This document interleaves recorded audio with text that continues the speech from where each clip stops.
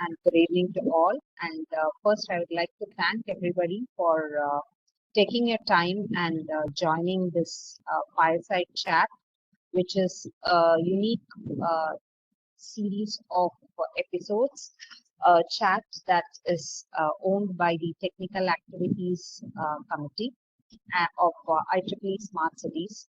And this particular chat, fireside chat, is organized in order to give visibility to the entire community about the different tracks and the different associated parts that the Technical Activity Committee owns, because somewhere we feel that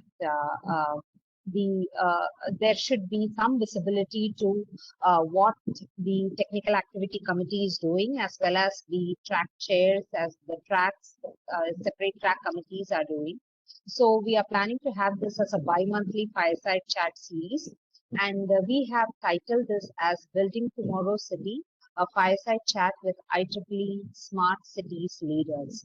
So this is mainly, as I said, to increase the visibility of our work and to share the vision and mission of each of the track that is owned by the TAC.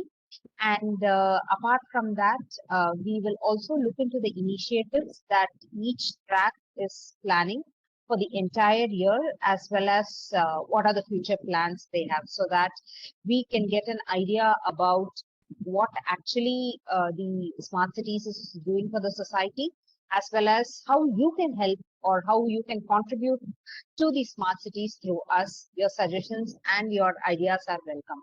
So to kickstart this fireside chat series, our first episode is with Bev, that I call her personally. Her name is Dr. Beverly Pasian, and she's the chair of the Technology Roadmap Working Group. This is actually a separate track, but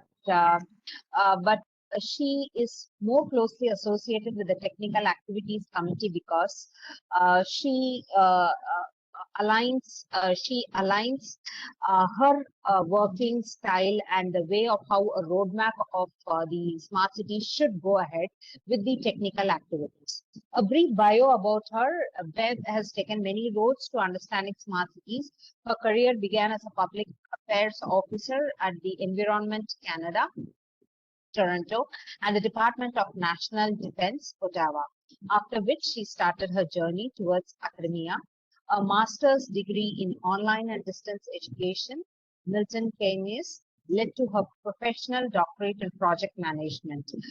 A chance meeting in Rome led her to an academic position in the Utrecht, where she lived since 2010. A need for personal development motivated her to a second master's and a second doctorate. So very rarely we find people with doing two masters, but here you have a second doctorate as well. So this is very amazing of you, Bev. Leadership roles in IPMA and IEEE has allowed her to research the roles of projects in contributing to quality of life in Bilbao, Calgary, etc.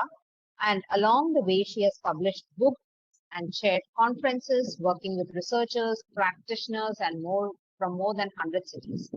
Her life affirming lived experience in cities is exceeded only by her desire to understand how projects can help others to do the same. So this is such an inspiring bio, Web. I've already had a connect with you, and we have discussed more about the technical work as well. So it's a privilege, and I would say a great start to this fireside chat series that we have. Any words from you, and then I'll go ahead with the session.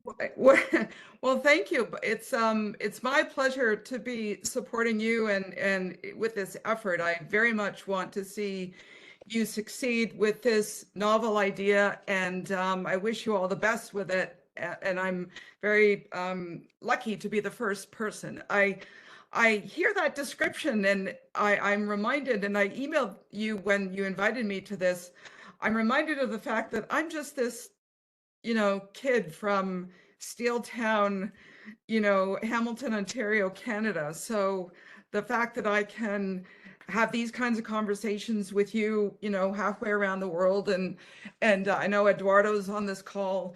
It's through these connections that some really wonderful work can be started. And thank you again for having me be the first interviewee with this Fireside Chat series.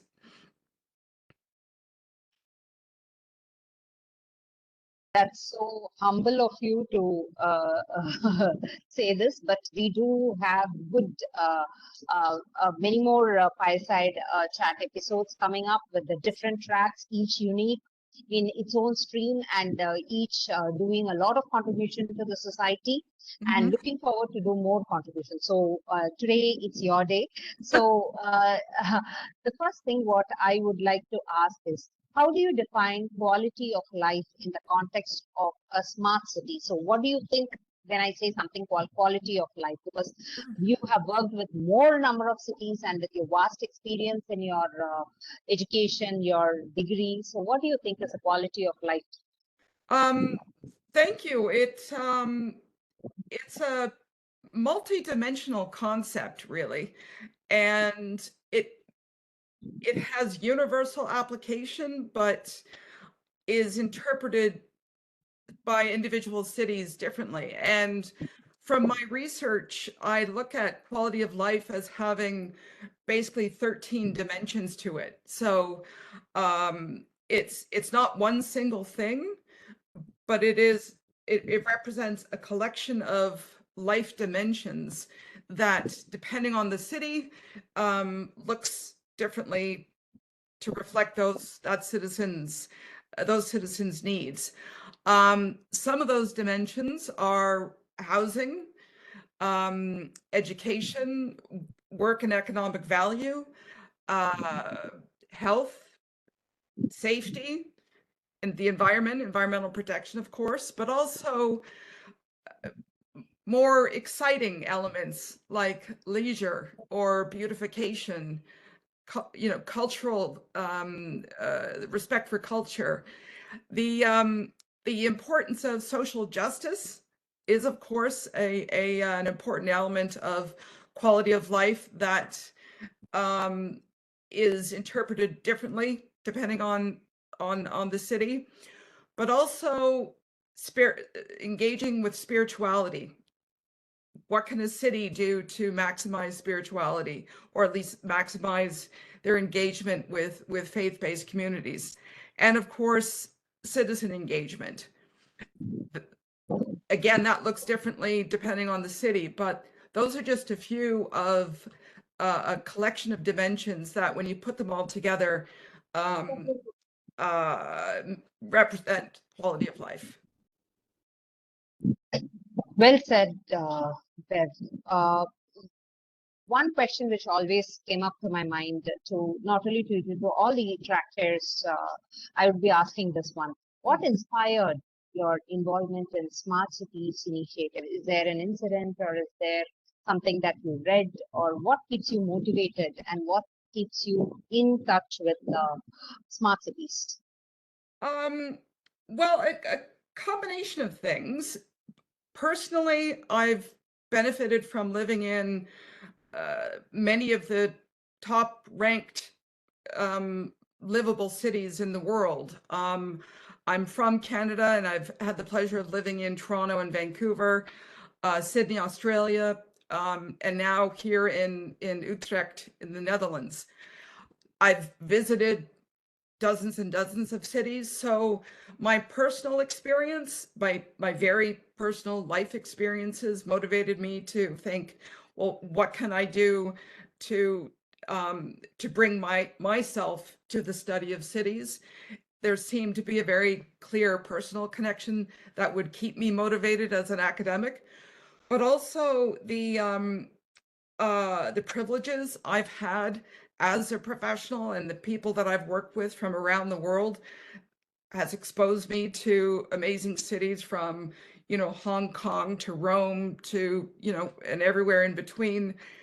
I've also had the pleasure of, with my second PhD, working with a gentleman named Aaron Shenhar. People in project management research know him very well. He was one of the, is still, but he is not working anymore, one of the pioneering project management researchers. And I knew that I was truly engaged in this world of smart cities when he and I started working together. And one of the first things he said to me was, okay, Bev, make a table, make two tables, in fact. The first table would include a list of the characteristics of a smart city, and the other one would be a list of the characteristics of a dumb city. And when he brought the topic down to that simple level, I thought, yep, I'm in the right place. Not necessarily because I think either Aaron or myself are simple, but when he made it clear to me that this amazing complex world could be reduced to something simple and accessible, I knew I was in it. I was in it for the long haul. This thing, what you said, is very, I would say, attractive or motivating. Just picturize and summarize it, and that can give you many more ideas, and that can actually tell you where you need to go, how you need to go, and how quick you can go. So that's a lovely thing of comparing between smart cities and dumb cities. That instantly struck to me. If I could just carry on with that for 1 second. When I started that research, and this is now must be 7, 8 years ago now, when I was at the beginning of the doctorate, and you're doing a literature review. And of course, when you're doing a lit review in smart cities, you're going to have to demonstrate your understanding of the enormous number of definitions that are used to define smart city.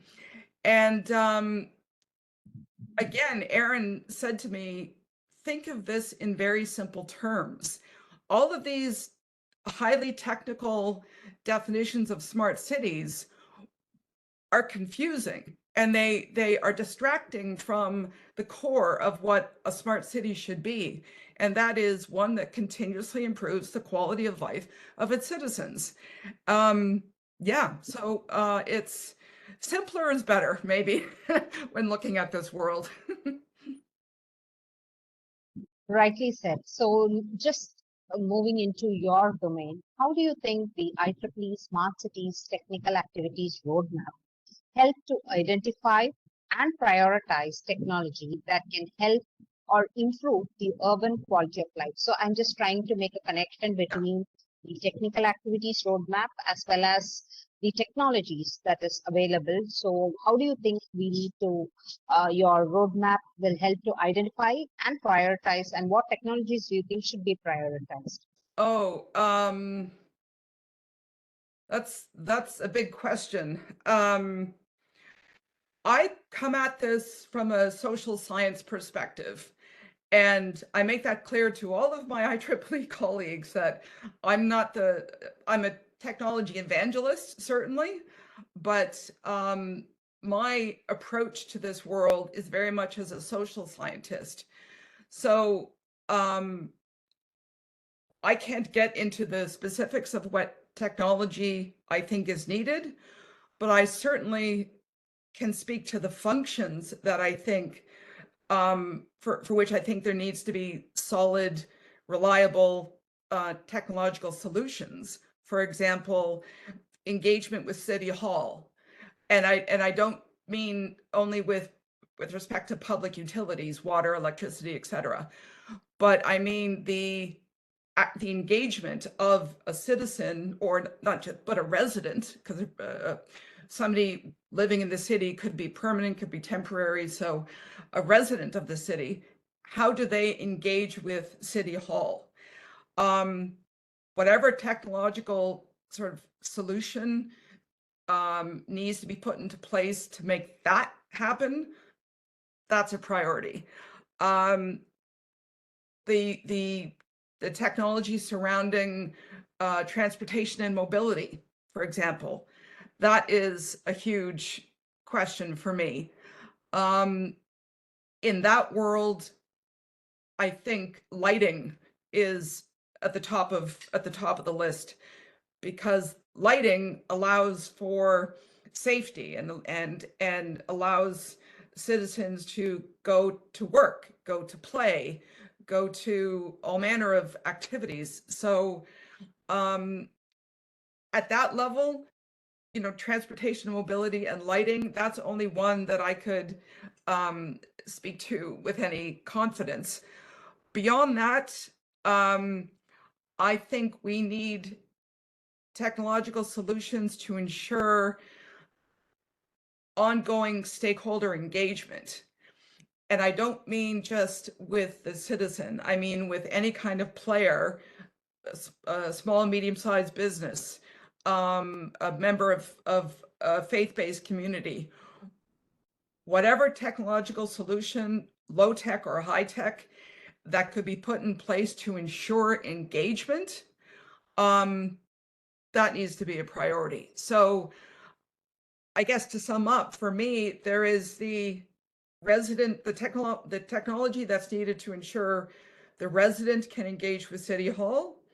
That, for example, the second one would be, for example, with transportation and mobility. How can we act with individual players like the lighting world and the implications of that? And the third one is, what technology can we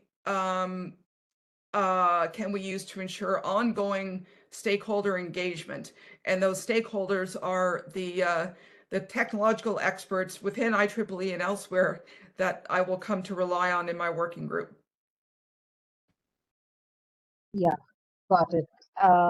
Before I go to the next question, I think Gustavo wanted to mention something. Like earlier, he has been mentioning in his previous mails also about the IEEE Smart Cities Awards contest. And the last date is, the deadline is in June 15th.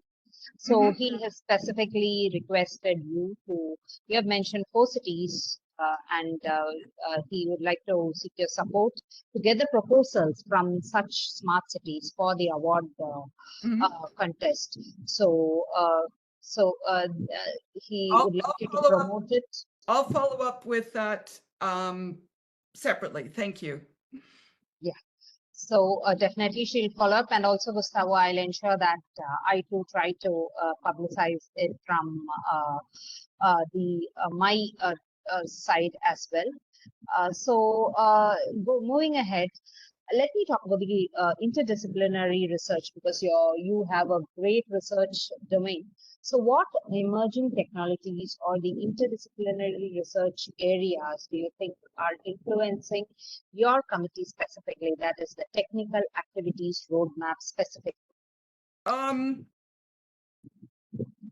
Again, I'm not a technology, I can't speak to the intricacies of technology, but I know that in your technical activities committee, the worlds of mobility, of energy systems, of big data management, these are areas that are just scratching the surface, that need to be part of the technology roadmap discussion. It's for me, it's less a question of which technology to use than it is which stakeholder to engage with and what do they want to say. The technology solution will always be there, but it's how do we use the tech to ensure stakeholder engagement? That for me is the important question. Yeah, noted. So one other good question that I feel that I wanted to ask you is the smart city the challenge, especially in the smart cities, require huge collaboration from multiple sectors. When I say multiple sectors, I mean academia, industry, government, communities, etc. So, how do you think it can collaborate, or how do you think the cooperation among all these sectors would be beneficial to IEEE Smart Cities? And do you have any suggestions of how we can collaborate in a much more effective way? Yeah. Um, great question, a critical question. I did notice, however, the not-for-profit sector was not in the list that you just gave. And the not-for-profits or the NGOs, those organizations that are not necessarily technological heavyweights, but are dealing, but they're agencies that are dealing with perhaps those members of the city that are not served by technology and are being forgotten. I think it is those players that need to be that need to get a place at the table. And the public sector, you know, municipal government, provincial or state government, and federal governments, they'll always have a place. Various, you know, big tech players will always find a place. But if we let those stakeholders continue to, you know, dominate the conversation, then we lose incredibly rich input of sectors that are on the fringes, but have an incredibly valuable perspective, because they are also dealing with citizens that might be on the fringes.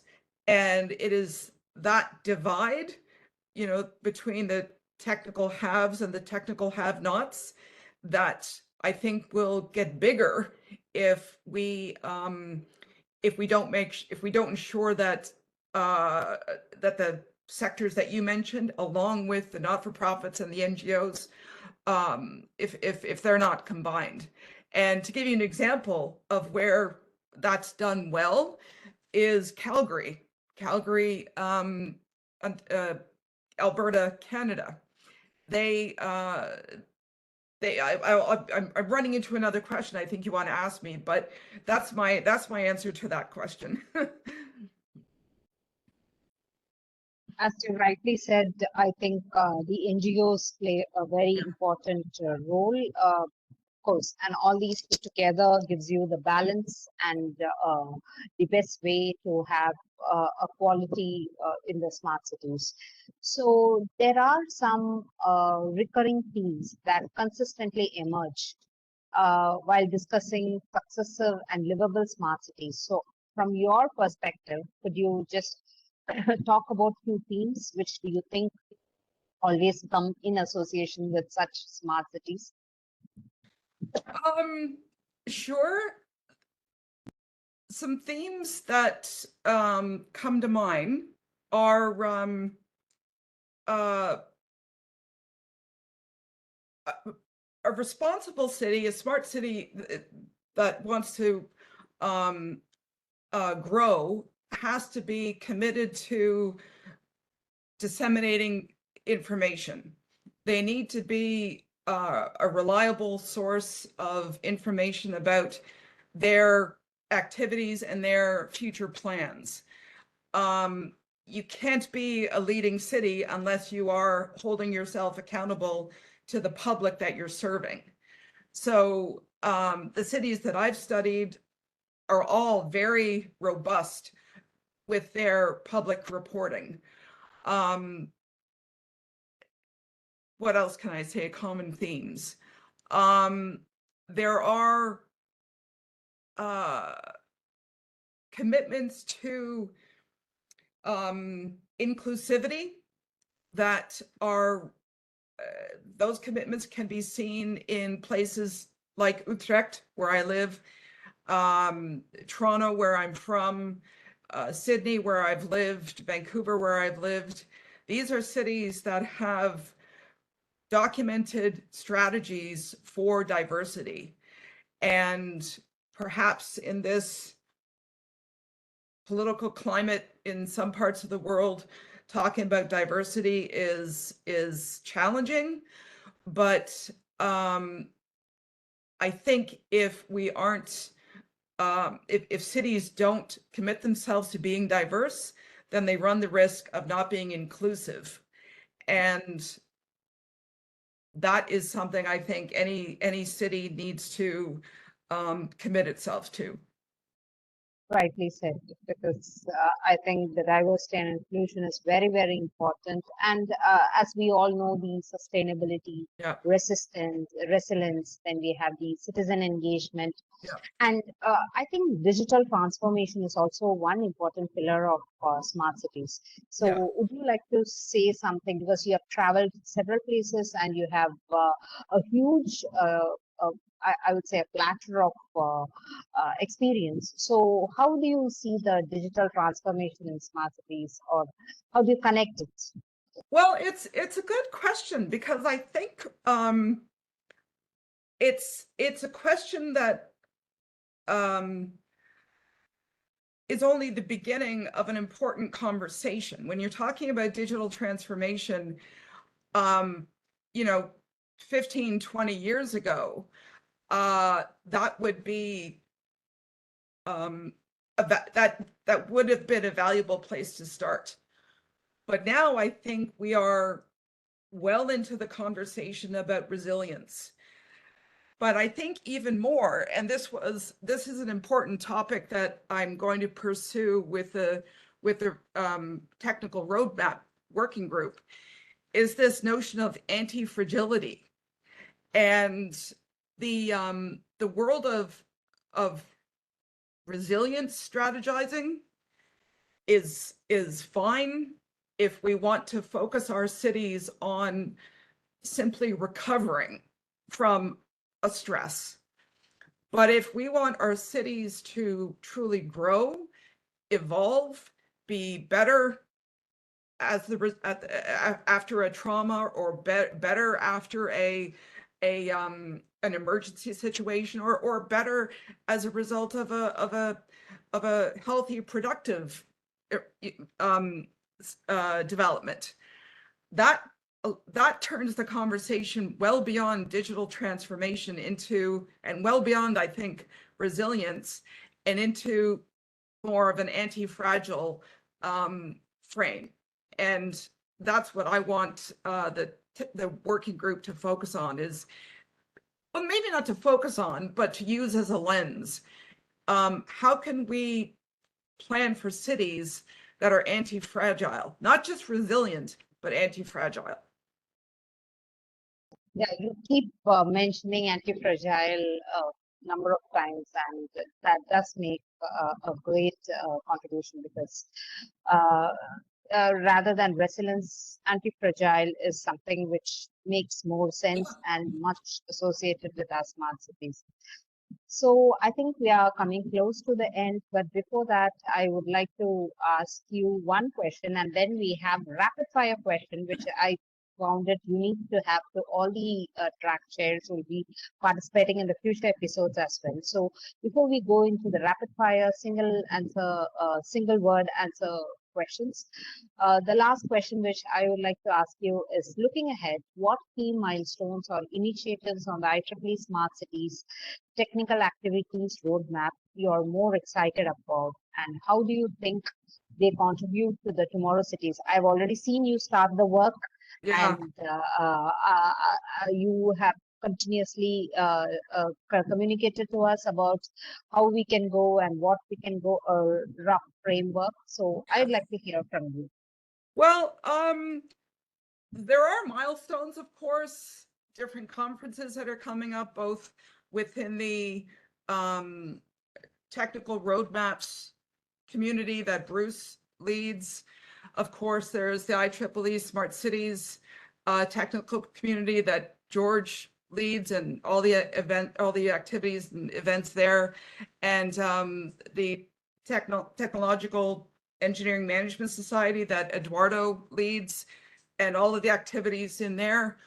So I can give you a list of milestones and initiatives, but what has impressed me for years, and it still impresses me, are the people that I meet with in IEEE. And I have spent more than 20 years, almost 30 years in the world of project management. But what my work in smart cities has shown me, and again for almost 10 years at this point, is that the people in IEEE, you know, engineers, hardcore tech types, I'm not, I'm a social scientist, but it's, when I look ahead, based on where I've come with IEEE in the last 6, 7 years, I am so excited about the people, not just within Thames and smart cities and tech and Bruce's group, but how can I work with those people to come up with a roadmap that serves cities of the future? So it's less about milestones and initiatives for me than it is about the people. Well said. So we have one question in the chat, and I would like to introduce Dr. Pradyum Chaturvedi. He's the Vice Chair of Technical Activities Committee, and he has asked a question. So, overuse of air conditioners and use of concrete roads add to the heat generated. How smart city projects can handle it? I'm not entirely sure that this person is in the right webinar. Um,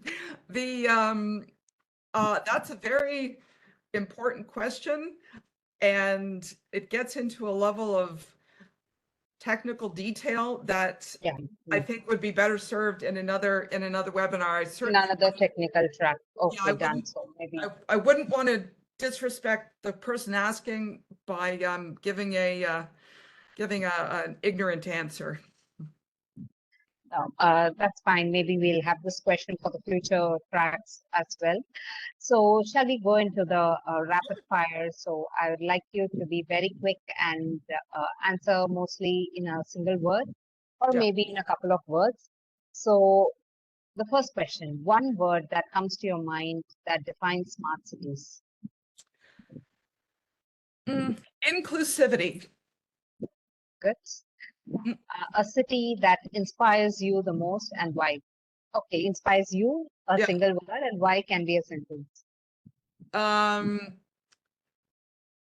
One city. Well, there are many cities in Canada. I mean, I'm Canadian. I love being Canadian.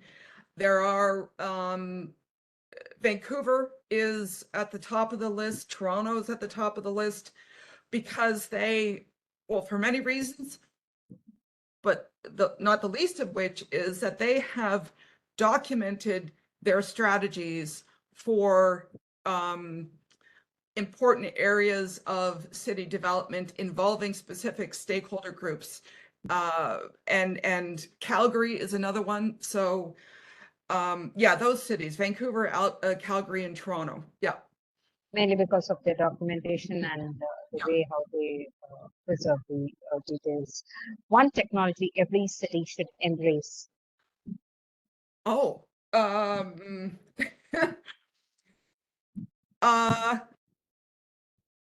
this might sound simple, but any technology that allows the greater use of public libraries.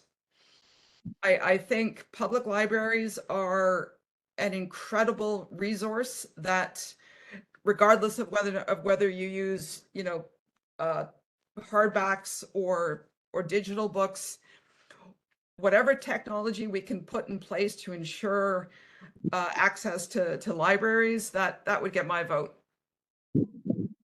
Right, especially when you want the knowledge to be spread to everybody. Yeah. So one challenge every city must overcome. Oh, I was thinking about that, and it's a problem. It's a challenge or problem that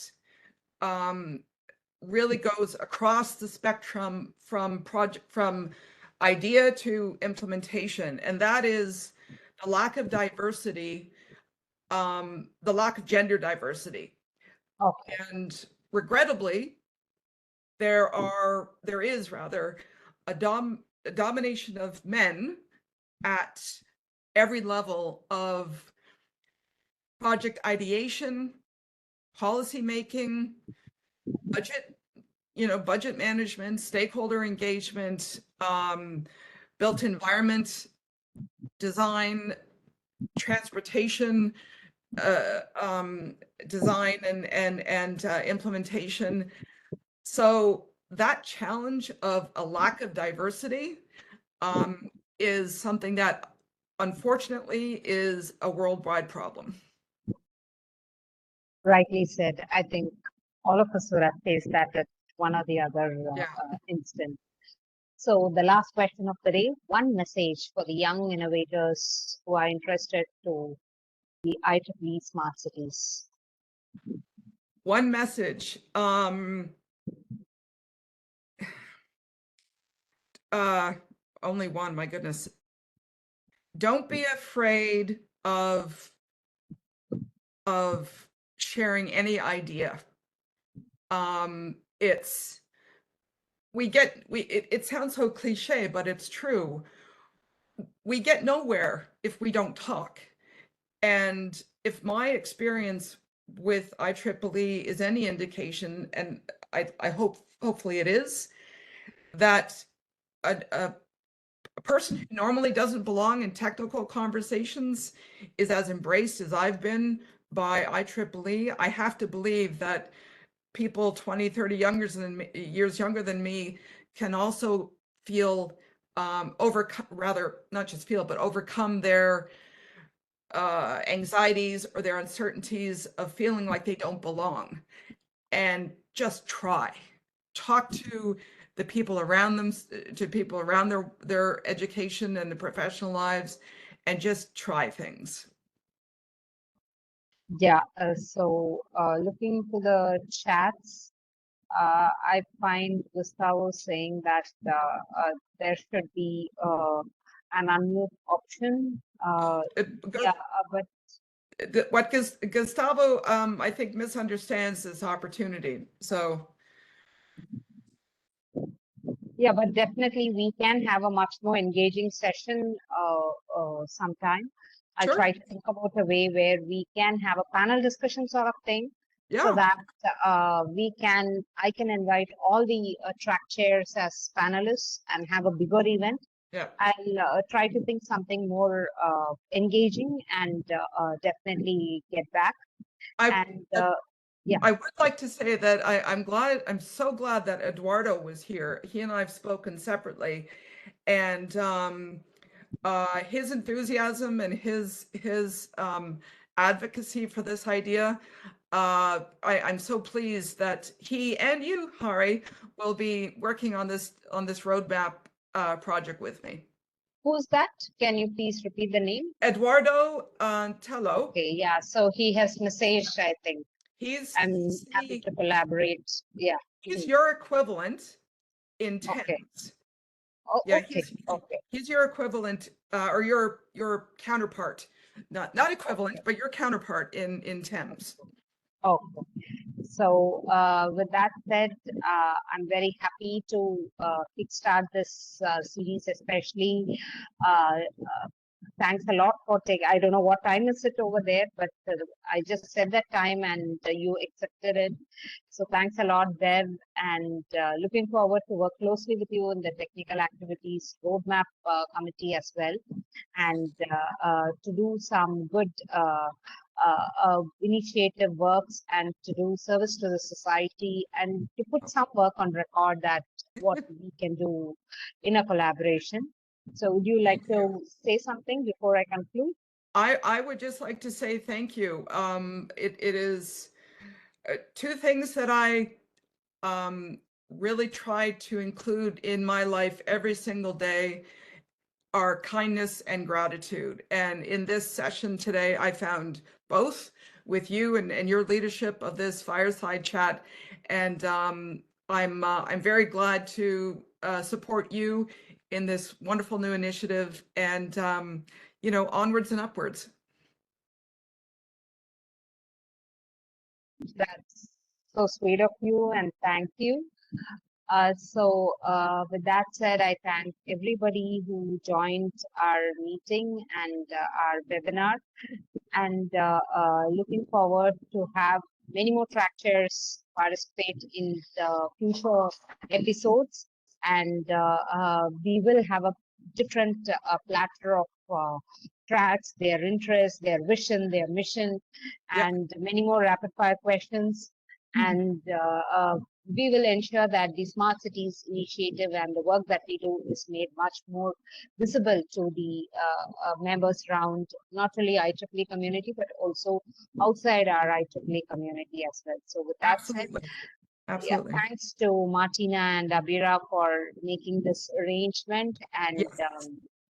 to right from the poster, right from the link, right from the WebEx meeting. Thank you so much.